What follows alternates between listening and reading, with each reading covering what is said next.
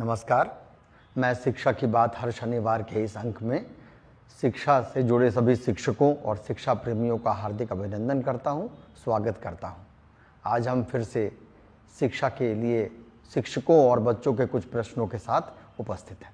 हमारे साथ शिक्षा विभाग के अपर मुख्य सचिव डॉक्टर एस सिद्धार्थ आपके प्रश्नों के उत्तर के साथ उपस्थित हैं। मैं आपका अभिनंदन करता हूं, स्वागत करता हूं सर। हम लोगों ने कुछ प्रश्न हमें प्राप्त हुए हैं, कुछ बच्चों के भी हैं और कुछ शिक्षकों के भी हैं। पहला है ज्योति कुमारी SMS डुम्मा शिवहर से हैं। ये कहती हैं सर कि मैंने गौर किया है कि एक दिन 11 बजे रात को आप सक्षमता परीक्षा ट्रांसफ़र का फाइल साइन किए और अगले ही दिन सुबह 8 बजे आपको फ्लाइट उड़ाते देखा गया। सर, आप मुख्यमंत्री के प्रधान सचिव भी हैं, अपर मुख्य सचिव मंत्रिमंडल, शिक्षा विभाग के अपर मुख्य सचिव हैं। सर, इतनी सारी जिम्मेदारियों के साथ आप टाइम मैनेजमेंट कैसे करते हैं? हम सभी शिक्षक और यह शिक्षिका यह जानना चाहते हैं सर। देखिए, टाइम मैनेजमेंट सबको सीखना चाहिए और मेरा मानना है कि जो टाइम का डिसिप्लिन है, विशेषकर शिक्षकों को और स्टूडेंट्स को, ये बहुत ही अच्छी तरह उनको सीखना चाहिए। मैं एक दिन पूर्व ये प्लान कर लेता हूँ कि अगले दिन मुझे क्या क्या करना है, और मन में वो पूरी सारणी रहती है कि सुबह उठ के क्या करना है, फिर दोपहर में क्या करना है, कौन से कार्य कल पूरे करने हैं। तो ये बिल्कुल एक दिन का प्री डिसाइडेड रहता है।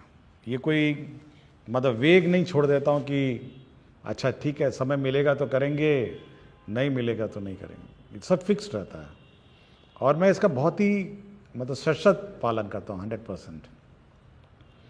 देर रात सोता हूँ ज़रूर, 11-12 बजे तक सोता हूँ और अगले दिन 5 बजे उठ जाता हूँ। तो 5-6 बजे अखबार और ये सब पढ़ने का मौका मिलता है। और मेरा फ्लाइंग टाइम जो है हवाई जहाज़ उड़ाने का 8 से 9 बजे होता है और फिर 9 बजे अपनी वर्दी बदलता हूँ। जो सरकारी वर्दी है, सरकारी कमीज और शर्ट और पैंट पहनता हूँ और 9:15 बजे मैं कार्यालय पहुँच जाता हूँ। सबसे पहले माननीय मुख्यमंत्री जी का कार्यालय जाता हूँ, वहाँ पे कार्य रहते हैं। उसके बाद शिक्षा विभाग का कार्यालय है, इसी बीच मंत्रिमंडल का भी कार्यालय में जाता हूँ। तो सब कुछ समय सारणी अनुसार होता है, इसलिए कभी भी कोई क्लैश नहीं होता है, ओवरलैप नहीं होता है। अपना हॉबी का समय अलग रहता है, कार्यालय का समय अलग रहता है। और मैं सभी से मतलब एडवाइस करूँगा कि कोशिश करें कि टाइम का मैनेजमेंट और टाइम मैनेजमेंट थोड़ा मेंटेन करेंगे सभी, और बच्चों को भी ये बात सिखाएं, क्योंकि बच्चे बचपन से अगर टाइम मैनेजमेंट सीखेंगे तो बाद में जाके मतलब सब कुछ कर पाएंगे। समय पे मैं पेंटिंग के लिए भी समय निकाल लेता हूँ, फोटोग्राफी के लिए भी निकाल लेता हूँ, हर चीज़ के लिए समय निकल जाता है। और अगर टाइम मैनेजमेंट हो तो सब कुछ हो जाता है, और अगर टाइम मैनेजमेंट नहीं हो तो कुछ नहीं होगा। फिर आप कंफ्यूजन में रहेंगे और दुविधा में ही रहेंगे हमेशा। राकेश सर शिक्षक हैं प्राथमिक विद्यालय बड़की बलियारी विक्रम पटना के। इनका पूछना है कि जब हम गुणवत्तापूर्ण शिक्षा की बात करते हैं तो बच्चे ज़्यादा मातृभाषा में सीखना पसंद करते हैं और अभी तक बच्चों के बीच इससे संबंधित कोई सामग्री नहीं गई है, जबकि राष्ट्रीय शिक्षा नीति भी इसके संबंध में बात करती है। देखिए, मैं इस बात का बहुत समर्थन करता हूँ, और जो छोटे बच्चे हैं विशेषकर क्लास 1, 2 और 3, वो अपनी मातृभाषा में ही उनको शिक्षा होनी चाहिए। और चाहे वो अंग्रेज़ी पढ़ा रहे हों, हिंदी पढ़ा रहे हों, जब तक उनको अपनी मातृभाषा में नहीं सिखाएगा तो उनका जो लर्निंग कर्व है या लर्निंग कैपेसिटी से वो बिल्ड नहीं होगी। ये ज़रूर मतलब है, समस्या है कि हमने इंग्लिश की किताबों में भोजपुरी, मगही, मैथिली ये सब शब्दों का वहाँ पे अंकित नहीं किया है, और हिंदी भाषा की किताबों में भी ये बात लिखी नहीं है। बट मैं ये उम्मीद करता हूँ कि जब शिक्षक कक्षा में अगर मगध क्षेत्र में अगर बच्चे को टीचर पढ़ा रहे हैं, क्योंकि अब तो स्थानीय मोटा मोटी अब स्थानीय ही टीचर हो गए हैं, सक्षमता पास भी वहीं के लोग हैं, बाकी लोग भी उसी ज़िले के हैं, तो मैं ये उम्मीद करता हूँ कि जब भी पढ़ाएं तो अपनी भाषा जो मातृभाषा है उसमें उस बच्चे को सिखाने की कोशिश करेंगे। किताबों में ज़रूर ये कमी है, ये मैं एडमिट करता हूँ, और ये बहुत बड़ा चैलेंज है, और इसको बनाने में मतलब मल्टीलिंगुअल किताब बनाने में समस्या लगेगी। बट टीचर कोशिश करें कि भोजपुरी है, बच्चा है तो भोजपुरी में उसको सिखाएं, ए फॉर एप्पल है तो एप्पल को भोजपुरी में सिखाएं, B for ball, C for cat है, जो भी है अपनी भाषा में सिखाएं। लेकिन ये पूर्ण रूप से अब टीचर पर अब निर्भर है। सर एक सवाल है, प्रभा कुमारी बेगूसराय बिहार, ये +2 केमिस्ट्री टीचर हैं, UHS कतार माला डंडारी बेगूसराय की। ये पूछते हैं कि गुणवत्तापूर्ण शिक्षा सुनिश्चित करने हेतु चेतना सत्र में कौन कौन सी गतिविधियां की जानी चाहिए सर? देखिए, चेतना सत्र में वो सब करना है जो आपके किताबों में नहीं है। ये मैं बिल्कुल स्पष्ट किया हूँ बहुत बार कि आपकी जो किताबें में नहीं, जो आपके करिकुलम में है, वो चेतना सत्र का पार्ट नहीं है। मतलब मैथ्स है, इंग्लिश है, हिस्ट्री है, ज्योग्राफी है, वो नहीं। चेतना सत्र में मैं पिछले एपिसोड में मैंने कहा कि आप उसको वैल्यूज़ सिखाएंगे, मतलब एक मानवीय जो गुण है वो सिखाने का सत्र है। दूसरा है कि जो आज के दिन में जो अगल बगल चीज़ें हो रही हैं उसको मतलब सेंसिटाइज करने की बात है, उसको न्यूज़ के बारे में, समाचार के बारे में। तीसरा है राष्ट्र के प्रति प्रेम और सम्मान की भावना, जैसे राष्ट्रीय गान है या राज्य के प्रति प्रेम और सम्मान की भावना है, तो बिहार गीत है। तो ये सब चीज़ें उसको सिखाना है, और एक साथ कतार में खड़े होके प्रार्थना करना, एक साथ और बच्चों को संबोधन, मतलब जब बच्चे कोई ना कोई क्लास में एक बच्चा सुनाता है, कोई भी का वक्तव्य अपना देता है, तो लीडरशिप क्वालिटीज़ हैं, तो ये सब सिखाने का सत्र है। क्लासरूम का जो सब्जेक्ट है वो उससे बहुत ही भिन्न है, और इसलिए मैं बार बार कह रहा हूँ, मैं सभी टीचर से कहता हूँ, क्योंकि हमको हमेशा ये चिंता रहती है, क्योंकि ये पहला सत्र है, अगर टीचर हल्का सा भी लेट हो जाए तो ये सत्र अफेक्ट हो जाता है। देखिए, बाकी सत्र तो बाद में आता है, वो आधा घंटे बाद आता है, अटेंडेंस तो मोटा मोटी इसी बीच में होता है। तो हमको हमेशा ये चिंता रहती है कि चेतना सत्र में लापरवाही नहीं हो, और ये समय पे शुरू हो, समय पे ख़त्म हो। हम लोगों ने माइक, म्यूज़िक सिस्टम, बैंड, सबका लिए हम लोगों ने प्रोविज़न किया हुआ है। इसलिए चेतना सत्र मैं अनुरोध करूंगा टीचर से कि भाई इसको बहुत गंभीरता से लें, और बहुत ही मतलब ये बहुत इंपॉर्टेंट सत्र है। शिक्षक ने पूछा है सर कि NEP 2020 के अनुसार 25-26 तक कक्षा 3 तक के सभी बच्चों को निपुण बना देना है। एक निपुण भारत कार्यक्रम भी चल रहा है सर, अर्थात उन्हें वर्ग सापेक्ष दक्षता प्राप्त करवा देनी है। इस महत्वाकांक्षी उद्देश्य की पूर्ति के लिए विभाग कौन कौन से उपाय कर रहा है? देखिए, सारे कर रहे हैं। देखिए, FLN किट्स हैं अब हमारा, और रिविजन्स हैं, टेस्ट हैं, और जब तक जूनियर क्लासेस में वो निपुण नहीं होंगे, सक्षम नहीं होंगे, तो सीनियर क्लासेस में ड्रॉप आउट्स बहुत बड़ी हो जाएगी। इसलिए जो पहला इनिशियल क्लासेस हैं उस पर ज़्यादा हम लोग का ध्यान है, और एक बार पकड़ ले वो मतलब रफ्तार पढ़ाई और शिक्षा का, तो ड्रॉप आउट्स भी उतना कम हो जाएगा। तो मेन फोकस हम लोग का वही है, क्लास 1 to 8। सर एक शिक्षक ने पूछा है सर कि विभाग से कई टोल फ्री नंबर जारी किए गए हैं, परंतु बहुत बार फ़ोन करते रहने पर भी कोई बार उत्तर प्राप्त नहीं होता है, ऐसे में हमें क्या करना? देखिए, टोल फ्री नंबर वही है जो वेबसाइट पे है, विभाग के वेबसाइट पे जो नंबर है वही टोल फ्री नंबर है, और उस टोल फ्री नंबर मल्टीपल वहाँ पे 30 टेबल रहते हैं, 30 लोग उसको उठाते हैं, कॉल को रिकॉर्ड करते हैं, उसका हर आवेदन पत्र चेक होता है, उस पर क्या अनुपालन हुआ चेक होता है। इसलिए मल्टीपल टोल फ्री मत खोजने की कोशिश करिए, आप वेबसाइट में जो टोल फ्री नंबर है उसी को डायल करिए और अपना कंप्लेंट वहीं पे रिकॉर्ड करिए। एक शिक्षक ने पूछा है, कभी कुछ दिन पहले ही आपने कहा कि प्रत्येक शिक्षित व्यक्ति की जिम्मेदारी है कि वो अशिक्षित को शिक्षित बनाए, एक शिक्षक को छोड़कर अन्य शिक्षित व्यक्ति यह कैसे सुनिश्चित कर सकता है? देखिए, ये बाबा साहब डॉक्टर भीमराव अम्बेडकर जी का कथन है, और 14 अप्रैल को एक कार्यक्रम में गया था मैं। उस कार्यक्रम में मुझे किताब मिली थी और किताब के पीछे वाला कथन है जो मैंने पढ़ के सुनाया है। और देखिए, टीचर तो शिक्षित हैं जो शिक्षा ग्रहण कर रहे हैं, लेकिन समाज में बाकी लोग भी तो शिक्षित हैं ना। आपके मुखिया जी हैं, वार्ड सदस्य हैं, जीविका हैं, तो सब लोगों का अगर आप शिक्षा प्राप्त करते हैं तो ये आपकी जवाबदेही है और आपकी रिस्पॉन्सिबिलिटी है कि बाकियों को भी आप शिक्षित बनाएंगे। देखिए, बहुत ही सिंपल ही मांग रहा हूँ मैं, कोई बहुत बड़ी डिमांड नहीं है मेरी। मैं इतना ही कह रहा हूँ कि भाई जो बच्चा बाहर घूम रहा है या बच्चा ड्रॉप आउट है उसको वापस स्कूल में लाइए, इतना ही कर दीजिए, बहुत है। मैं कोई बहुत बड़ी चीज़ नहीं मांग रहा हूँ एक शिक्षक व्यक्ति से। बच्चा बगल में मोहल्ले में घूम रहा है बाहर, उसको आप समझा बुझा के स्कूल में भर्ती करा दीजिए, इतना ही मेरी डिमांड है। और इतना ही करिए ना, बाकी कुछ मत करिए, आप इतना ही कर दीजिए। बाकी वो बच्चा एक बार शिक्षित हो जाएगा, वो अपने में संभल जाएगा। जी, बहुत उपयोगी है सर। कि सर, एक शिक्षक ने पूछा है कि कई शिक्षक अपनी लेखनी या नवाचारी मन के कारण सोशल मीडिया पर बहुत प्रसिद्ध होते हैं, परंतु उस नवाचार को अपने वर्ग कक्ष तक ले जाने में असफल रहते हैं।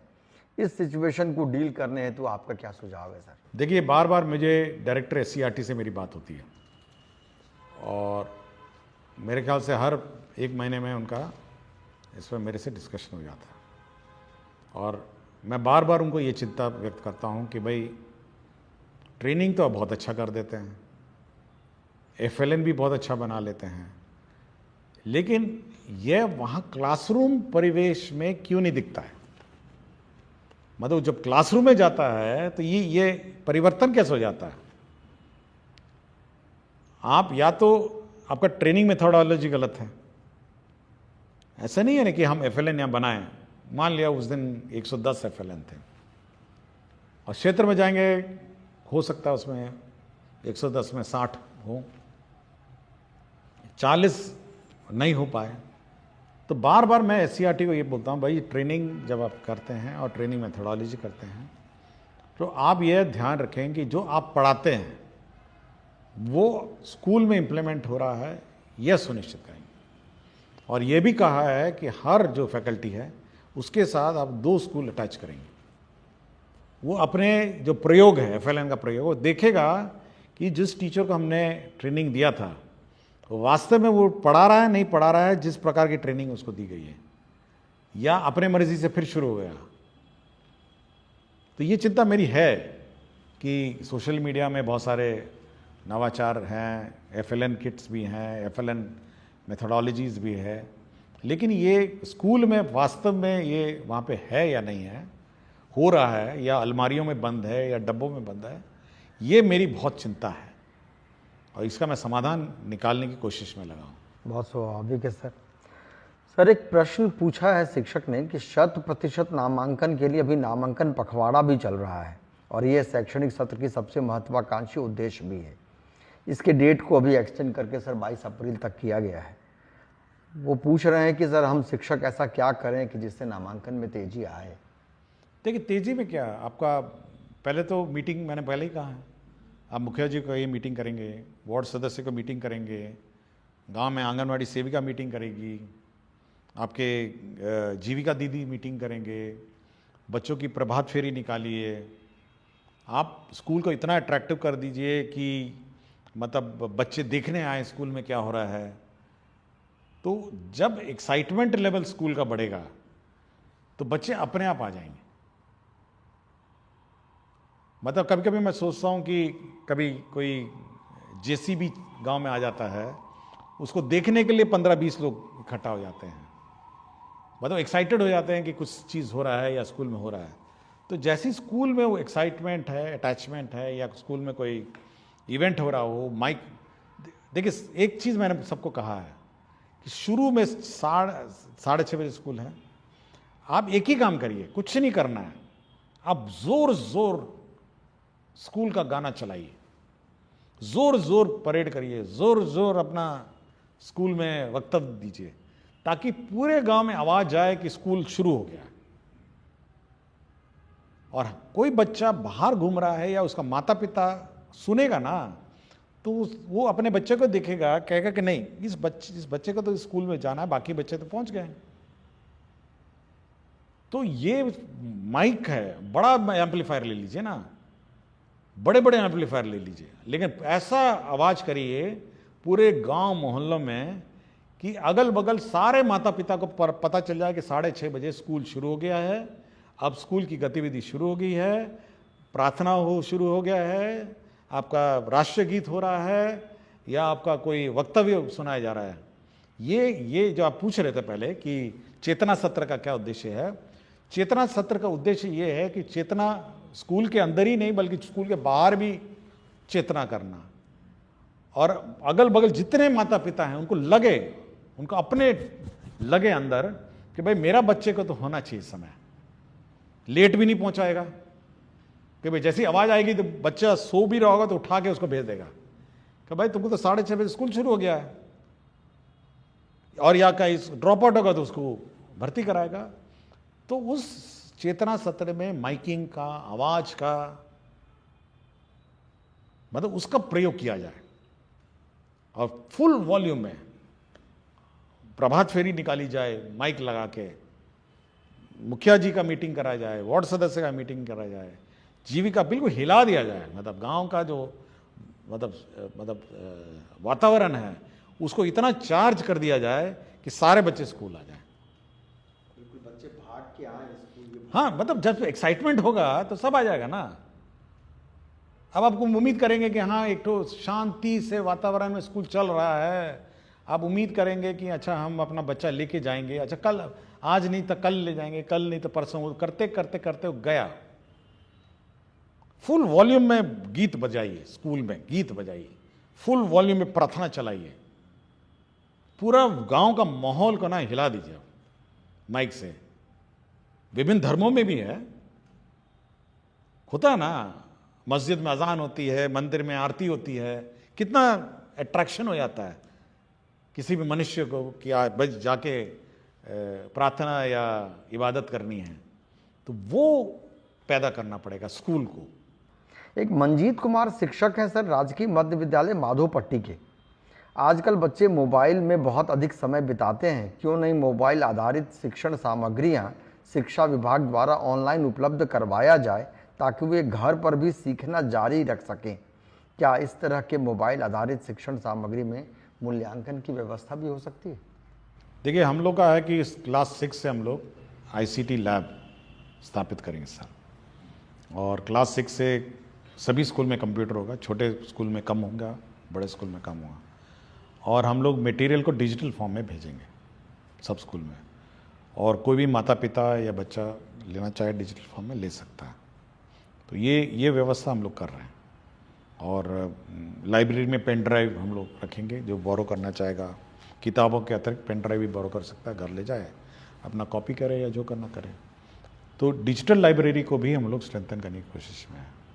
तो इस साल हम लोग का यही लक्ष्य है कि ICT लैब हो, डिजिटल लैब हो, और बच्चे मतलब फिजिकल बुक्स के अलावा डिजिटल बुक्स भी बोरो कर सकें, ये हमारी व्यवस्था है। एक बच्ची का प्रश्न है सर, सुहानी कुमारी हैं, कक्षा 4 मध्य विद्यालय माधोपट्टी दरभंगा की। इनका सवाल है सर कि विद्यालयों में बच्चों की ऑनलाइन उपस्थिति दर्ज करने को लेकर कुछ दिन पहले संकल्प लिया गया था, क्या इसी सत्र से बच्चों की ऑनलाइन हाजिरी बनेगी? ये कौन सा क्लास की हैं? ये कक्षा 4 की है सर। 4 की हैं, चलिए, ये अट्रैक्ट हो रही हैं चीज़ों के साथ की। कक्षा 4 में भी मतलब डिजिटल एज का जनरेशन है।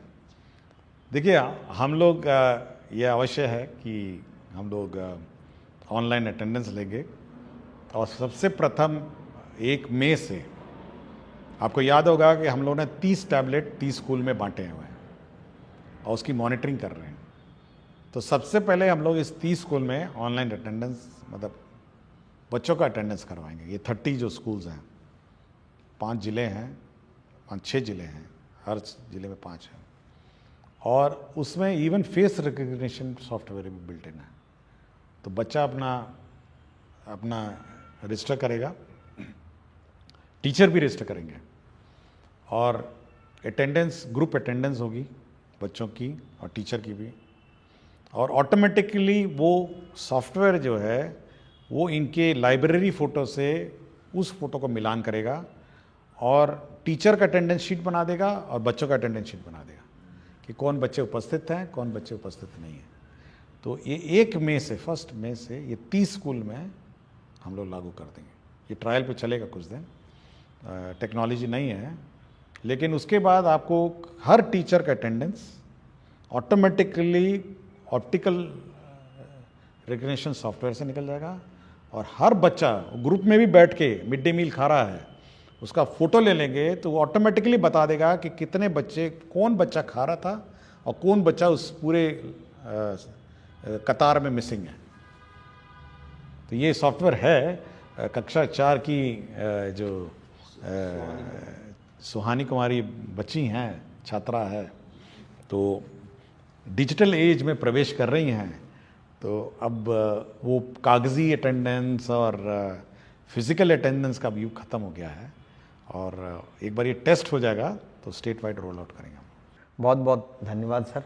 सभी को नमस्कार। हम अगले शनिवार के साथ पुनः उपस्थित होंगे। धन्यवाद।